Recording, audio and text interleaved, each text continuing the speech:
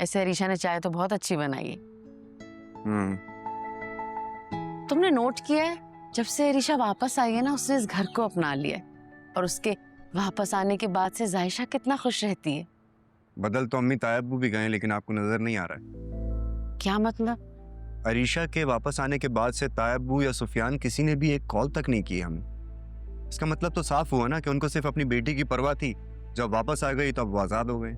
ऐसा क्यों कह रहे हो बेटा?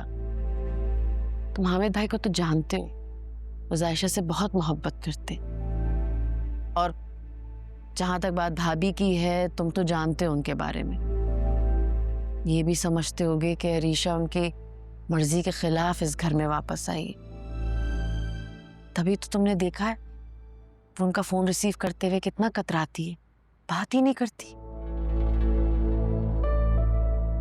अम्मी तायब्बू या सुफियान किसी को भी अगर जायशा की परवाह होती ना, उनमें से कोई तो आपको एक कॉल करता।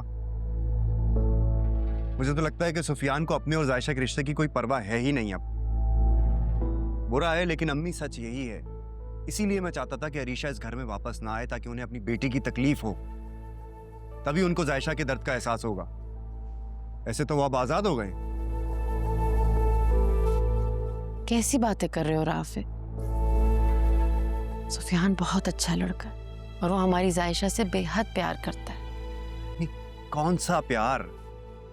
एक कॉल तक नहीं की है उसने आपको, ना मुझे, और आप बोल रही हैं कि मैं बदगुमान हो जाता हूँ। अम्मा, आप अपनी सादगी में इस बात को समझ ही नहीं रही हैं कि सुफियान का हम में से किसी से भी राब्ता न करने का मकसद सिर्फ यही है कि वो शायद ताई अम्मी और अरसलान की बातों में आ गए। मैं एक बार हामिद भाई को फोन करूं, उनसे बात करने की कोशिश करूं? नहीं अम्मी, आप किसी से कोई बात नहीं करें।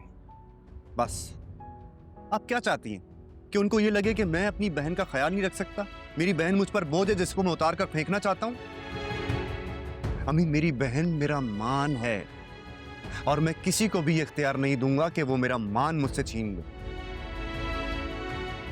इससे पहले कि सुफियान ताई अम्मी को कहकर ये रिश्ता खत्म करवाए, मैं खुद उनको कॉल करूंगा और उन्हें कहूंगा कि मैं आप लोगों के घर ये रिश्ता नहीं करना चाहता।